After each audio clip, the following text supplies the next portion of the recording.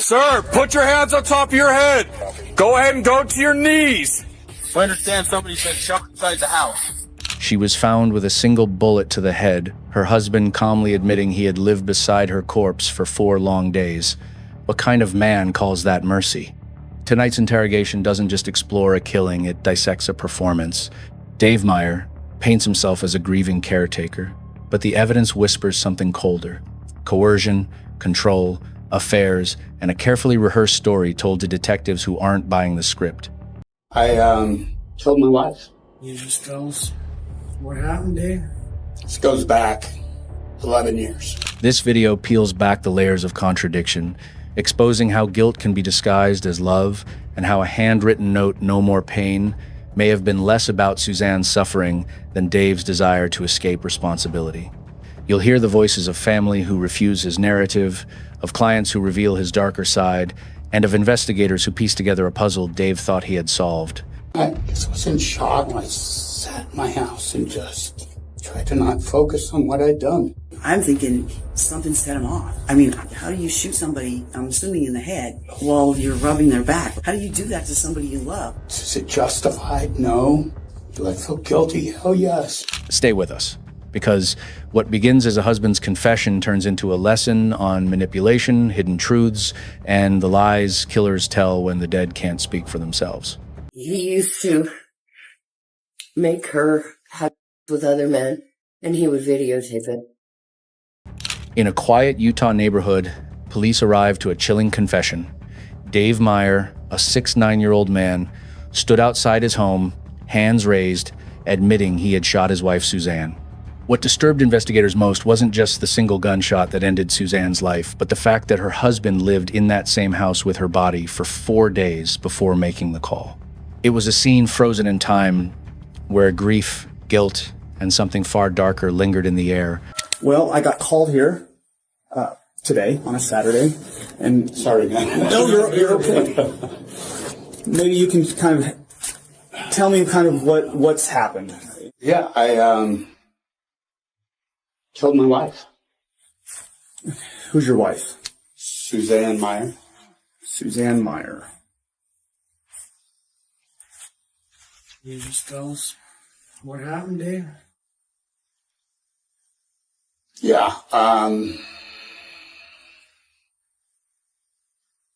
this goes back 11 years. She was run over, had an accident here in Roy. Destroyed her back, her nerves, just totally destroyed her. Very strong woman, in the gym all her life, ran, lifted every day, in shape. Accident crushed her.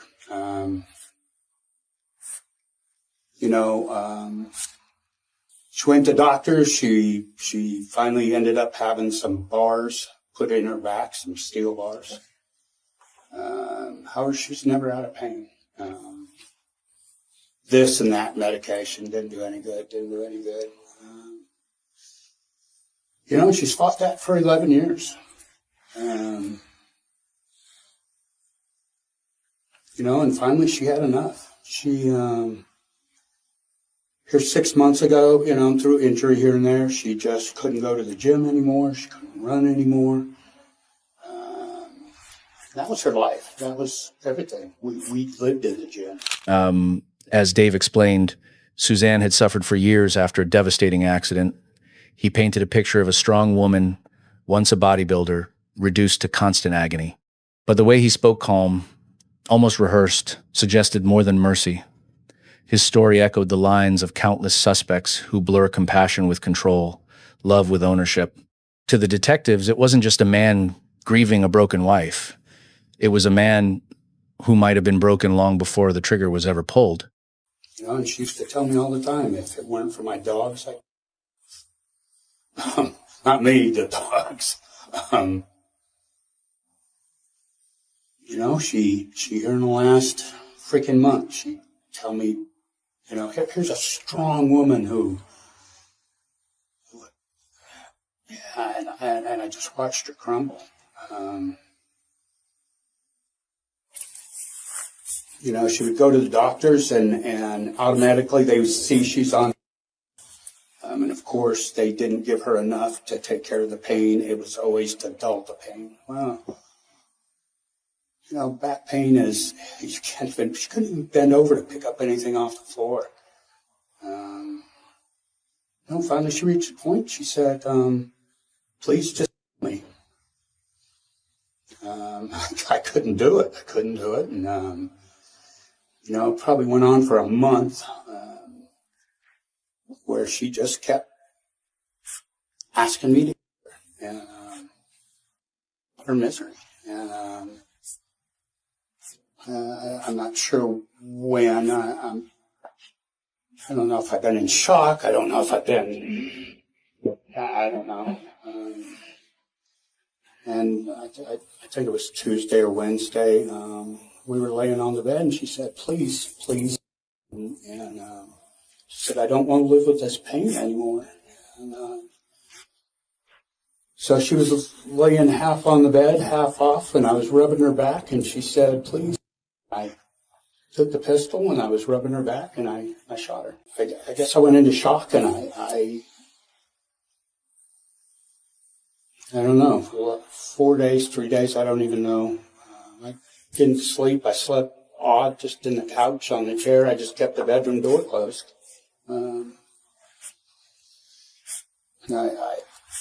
I woke up this morning and I know what I needed to do, so I called you guys.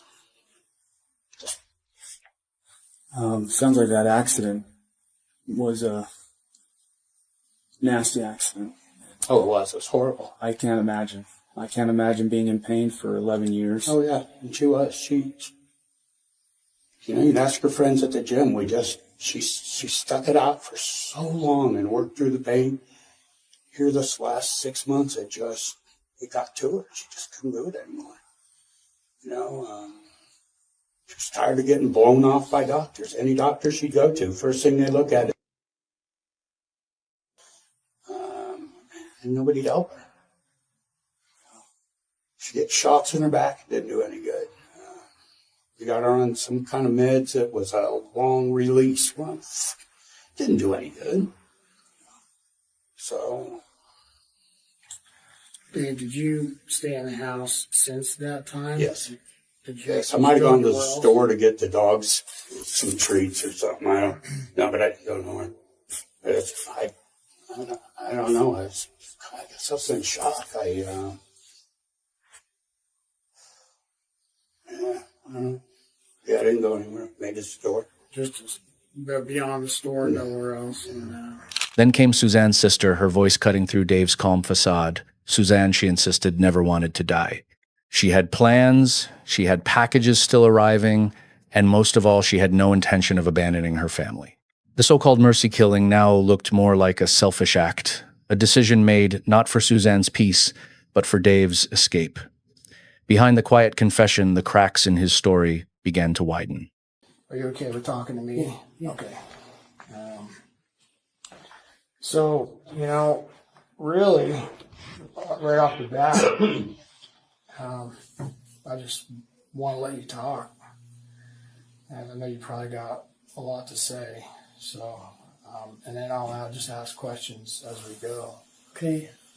Like where should I even start? I don't know. Wherever you feel like starting. It's like,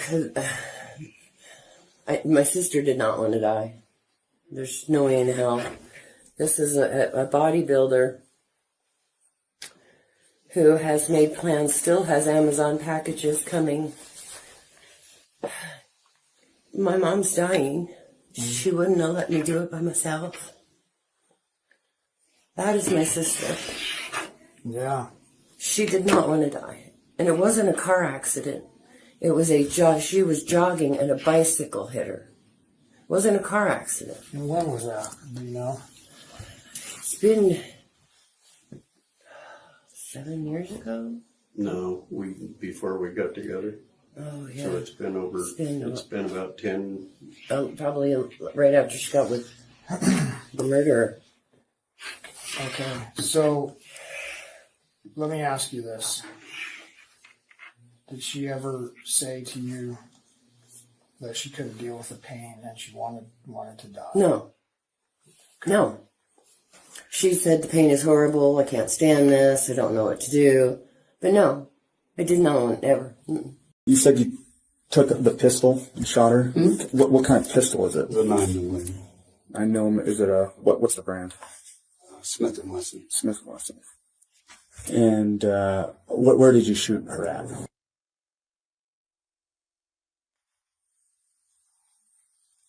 So just making sure I understand correctly, she's kind of onto the bed, laying half on the bed. You're rubbing her back. She's saying, "My pain." Yeah, well, not at that exact moment. She had asked me earlier, please. Yeah, it was constant. It was the last month. It was every day, 3-4 times a day. She was just done. Yeah, it was probably the night before when the last time she asked me to do it. And she was laying on the bed, and I remember what our conversation was, and I grabbed the gun, and I was rubbing her back, and I shot her. The more Dave spoke, the more his mask slipped. He described himself as trapped, burdened by his wife's pain, as though it was his own. But beneath that narrative lay another motive, a man who may have simply grown tired of a life defined by suffering. Detectives listened not just to the words, but to the tone, a tone too casual for someone who claimed to act out of love.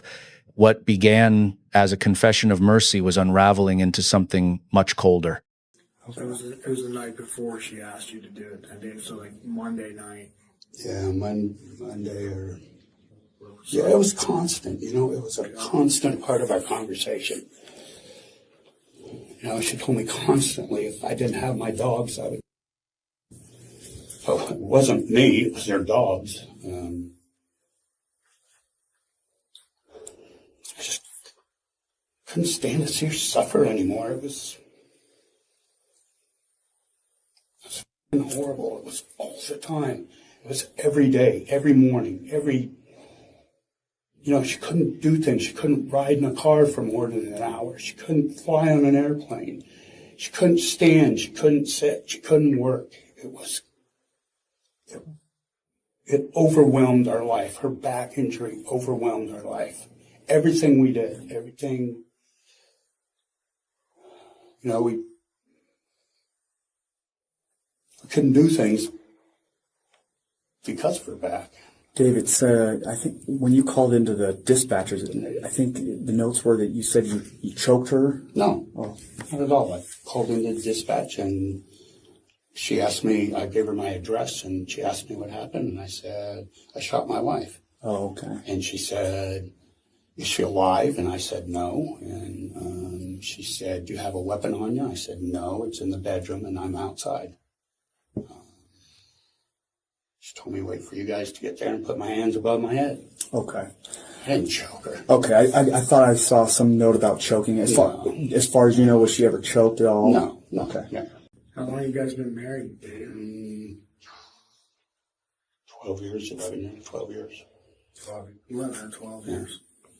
Was this injury causing stress on your marriage as well? Oh, sure. Yeah, of course it was. And what kind of way? Well, here's a viable woman that was strong, was healthy, was a runner, a weightlifter, competed in bodybuilding contests, and all of a sudden, slowly over that 11 years after her injury, she just went downhill. It was just a constant battle on her part to stay out of pain, and she just couldn't do it. And of course, that put stress on me. How did you deal with it? I mean, How could I deal with it, man? I just lived with the pain like I had the pain. There was things we couldn't do. There was, it was just hard, man. In the end, Dave Meyer's story stands as a reminder that the truth often hides behind the calmest voices. Mercy, guilt, and love were the masks he wore, but what shone through was control, fatigue, and self-interest. Suzanne's pain may have ended with a gunshot, but Dave's excuses exposed something darker, a man who rewrote the story to absolve himself. And perhaps that's the cruelest trick of all, not the act itself, but the audacity to call it love. And I mean, it's all text messages. You can have them. You can. Okay. I mean, he used to make her have with other men, and he would videotape it. And How do you know that? she told me. Okay. And I might have some things in text as well. Okay. He has never physically abused her, but he does like he's gonna hit her. Okay. And And how do you know that? she told me. Okay. And I'm sure I have that in text as well. Okay. He is a narcissistic sociopath. What do you mean by that? He will forever make himself look wonderful. And that's why it doesn't surprise me he says she wanted to die. Because then he looks like the wonderful martyr and he's doing something good for her. No way in hell. You give your wife a back rub and you shoot her in the head? She didn't even know it was coming. The sisters' texts sketch a pattern, not a moment, coercion dressed up as intimacy, humiliation filmed for posterity, and a husband who rehearsed empathy the way others rehearse alibis. This isn't grief speaking, it's image management. When she calls him a narcissistic sociopath, the term fits like a tailored suit.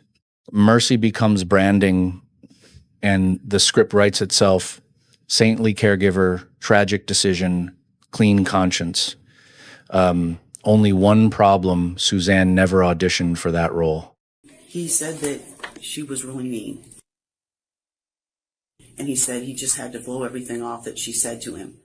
And like she would just like be like saying things to him, just trying to piss him off. And then she'd try to get him to hit her so she could call the cops on him. Okay. And she did a lot of things like that. I just can't believe he shot her. I'm thinking something set him off. And how do you shoot somebody, I'm assuming in the head, while you're rubbing their back, like the KSL says? How do you do that? How do you do that to somebody you love? Like, sure. How do you kill them like that, you know? And I mean, there was more humane ways to do it, so a lot of the things just don't make any sense to me. Did he ever have any conversations with you about harming Sue or wanting to hurt Sue or anything like that? Well, a couple of weeks ago, he told me that he almost shot her. A couple weeks ago? Yeah, a couple of weeks ago, he told me he almost shot her. And I was like, God, I said, Dave, don't do that. I said, freaking leave the house, call me, whatever. I said, don't do that. I said, it's not worth it, you know? I think that's when she was just in his face, you know? A client steps in, corroborating the aggression behind closed doors and the confession that he almost shot her weeks earlier. Meanwhile, surveillance shows Dave taking out the trash during those 4 days domestic routine as alibi theater. Shock doesn't separate recyclables. If you can schedule chores, you can dial 911. The calm isn't courage, it's calculation. The back rub gunshot becomes not a mercy act, but a practiced motion in a narrative he'd been workshopping. I was rubbing her back with this hand, and I had the weapon in this hand. I was rubbing her back, and I put it up this way, and I shot. And I threw the weapon over on the bed. And I got up, and I walked out of the room. So the weapon's in the right hand. Mm-hmm. There's no... there's no plan as to where you just pointed the weapon at her. I just pointed and did. Okay. And believe me, I thought a lot about going back in the bedroom and doing myself. And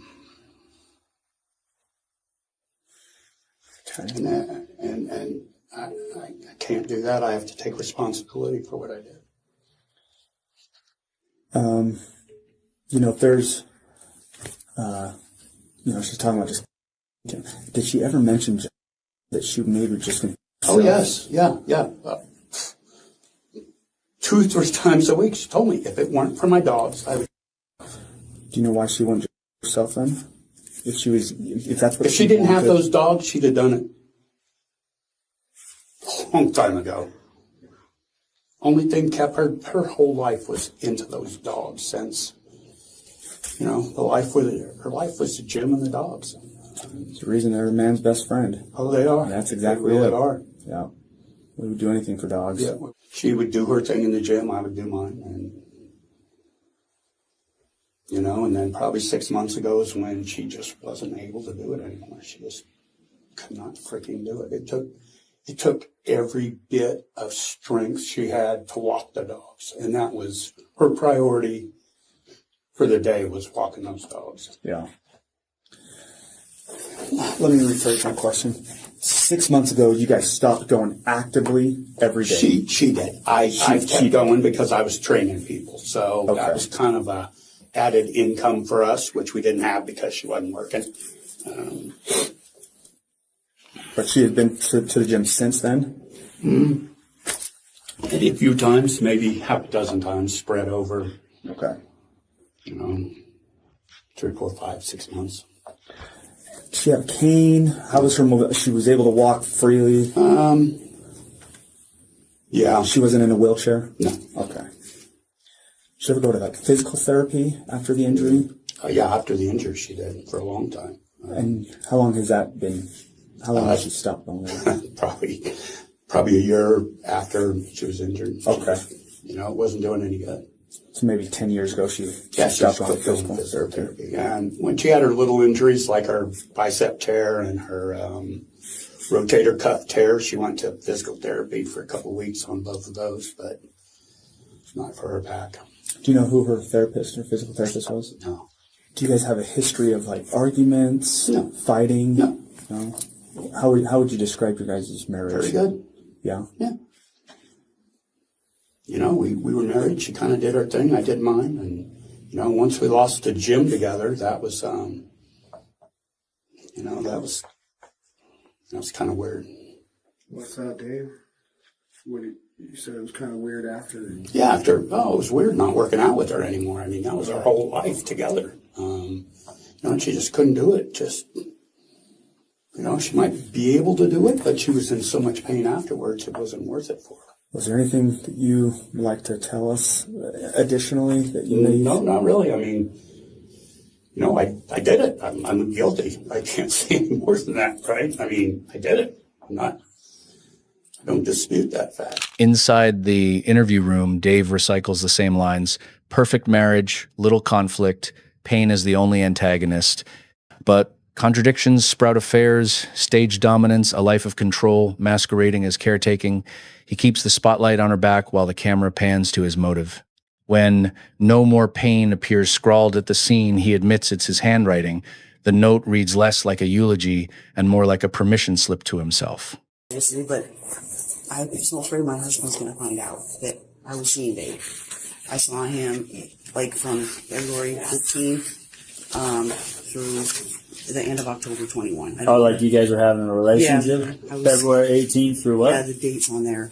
I think to the end of October. Oh. When his wife was still working, I would go over his house. I knew where they lived before that, but that's why I knew where I was trying to. That's where I know where they live, because I've been over there before to buy stuff from him and take money when Stu was there, like years ago, and I think like 2019. But I started seeing him in February of 21 through, I think, October of 21, and then February of 21, yeah, and through October of 21. Okay. And since then, she hasn't been working, and we were not able to get together. And to make a long story short, as time went on, I just didn't. I loved Dave with all my heart, but I wasn't going to leave my husband, and I don't think he was going to leave his wife. And I just didn't have the heart to tell him, because he's been going through so many medical problems, that I didn't want to be with him anymore. Like, I just wanted to be friends. I tried to tell him a couple times, but I just couldn't do it. Like, because he's been having such a rough time this year, and I was trying to help him with his medical problems. That's why I know so much about it. I guess the question would be, did he ever talk to you about wanting to hurt Sue or doing anything like that? He never said anything like that at all. He really loved her. He just said that, you know, the relationship was going. He wasn't interested anymore. Okay. And I don't know. I feel bad now, because I'm wondering if it was because He said he was tired of going without, and I think he meant, but I'm not sure. Because I'm not the most prettiest girl ever. I think maybe he was just having me over there for, but he seemed like he really loved me. Like we were, I would have done anything. So you say your relationship between him was just for that, what is that? That couple of, 6 months, 7 months? I've been over his house maybe past October 21 until now, maybe 3 times when she was gone. So I guess the question that I have to you is, was Dave seeing anyone else that you knew of? I don't know. I don't think he was, but he didn't I think he was only seeing me, but I don't know. I don't think with all the time he was at the gym, and I don't think Sue was leaving the house at all. And so, and I don't think he'd be trying to have with, like, he saw me 3 times this year. I guess he could have been seeing someone else, but I don't know. The affair partner fills the blank spaces.